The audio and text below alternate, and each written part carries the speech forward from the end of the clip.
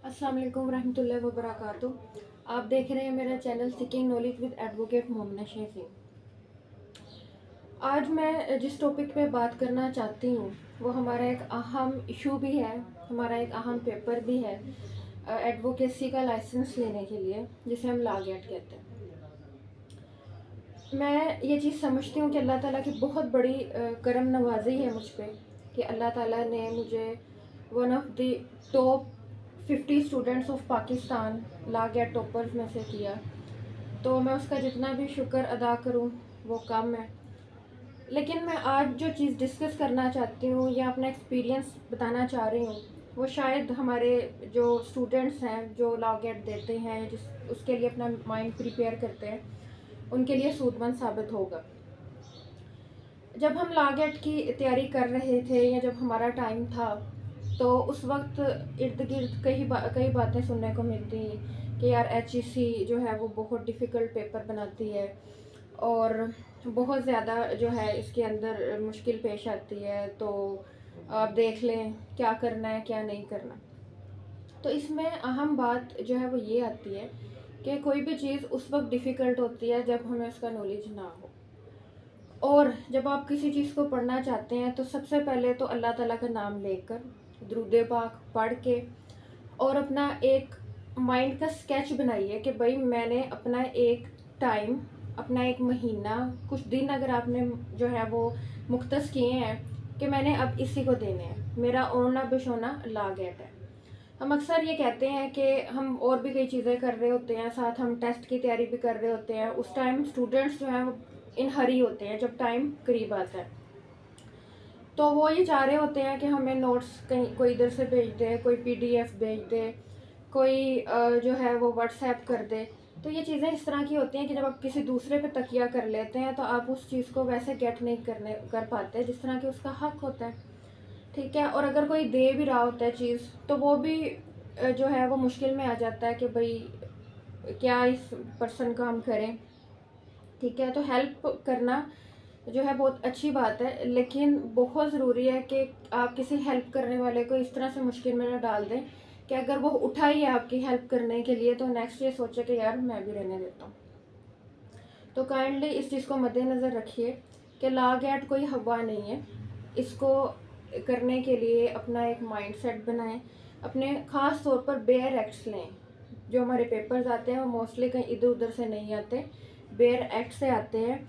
दूसरा, मेरी जो है वो यूनिवर्सिटी से भी गुजारिश है, स्टूडेंट्स को भी एक आइडिया है कि जब वो स्टडी कर रहे होते हैं यूनिवर्सिटी में, क्योंकि अब हर किसी बंदे को ये पता है कि जी लॉ गेट सिलेबस क्या हो सकता है, कौन कौन से चैप्टर्स इंपॉर्टेंट है। कभी कभी अगर उसके अंदर कुछ फ़र्क आता भी है सिलेबस में, वो कुछ चीज़ों का आता है जबकि उसका सिलेबस नॉर्मली वही होता है।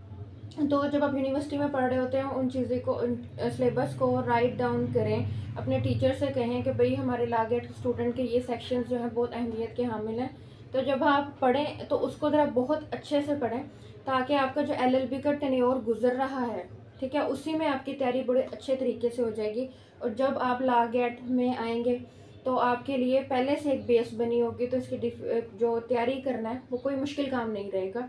और ये देखिएगा कि इस तरीक़ाकार से जो पासिंग मार्क्स का जो रेशो है वो काफ़ी ज़्यादा हाई हो जाएगा, कई स्टूडेंट जो हैं वो पास होंगे।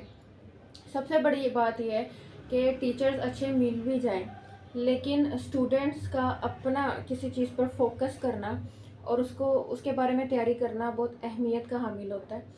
और मैं आपसे ये चीज़ कहूँगी, जब मैंने चीज़ की थी लॉ गेट के उस टाइम जब मैंने तैयारी की, कि मैंने इर्द गिर्द की बातों को नहीं सुनना कि मुश्किल होता है, आसान होता है, क्या होता है क्या नहीं।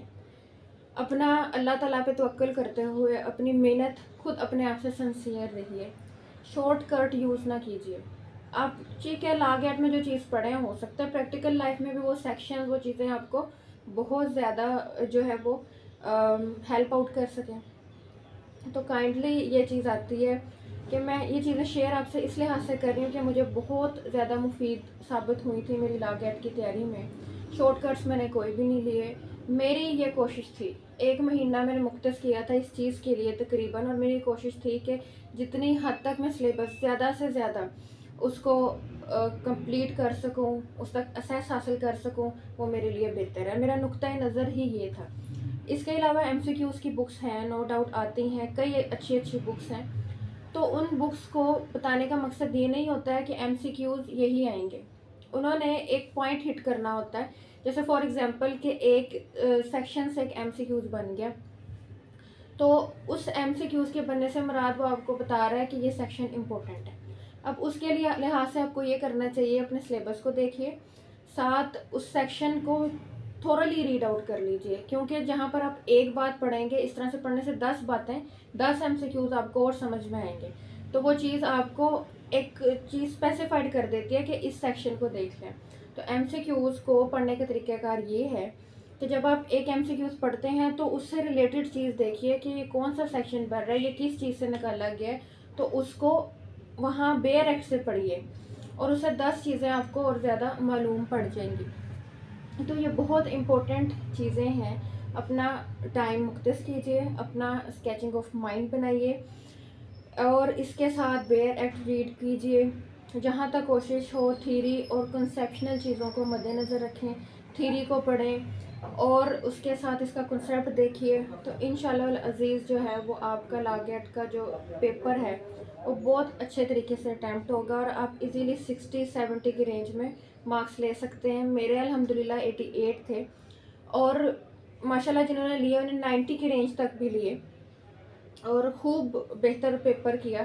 तो आप भी उन्हीं में से एक हो सकते हैं, या कई स्टूडेंट्स हैं जो कि बहुत अच्छे मार्क्स हासिल कर सकते हैं। तो गुर यही है कि शॉर्टकट इस्तेमाल करना छोड़ दें, ज़िंदगी के किसी हिस्सा में भी शॉर्टकट इस्तेमाल ना करें, क्योंकि हम पाकिस्तानी लोग जुगाड़ी बहुत होते हैं और जब तक हमें शॉर्टकट हम ना उस चीज़ को ले लें तब तक हम ये समझते हैं कि भाई अपनी ज़िंदगी जो है ना उसका कोई मकसद ही नहीं है। किसी भी चीज़ को अगर आप अच्छे तरीके से एक बाकायदा तौर पर पाथ बनाकर करते हैं तो वो चीज़ आपको बहुत अच्छे से ज़िंदगी में समर देती है, वो बड़ी फ्रूटफुल होती है, उसमें आप कई चीज़ें और सीख जाते हैं।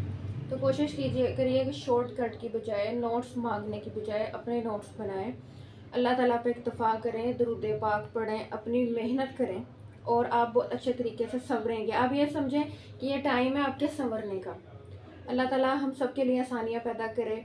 अस्सलाम वालेकुम रहमतुल्लाहि व बरकातुहू।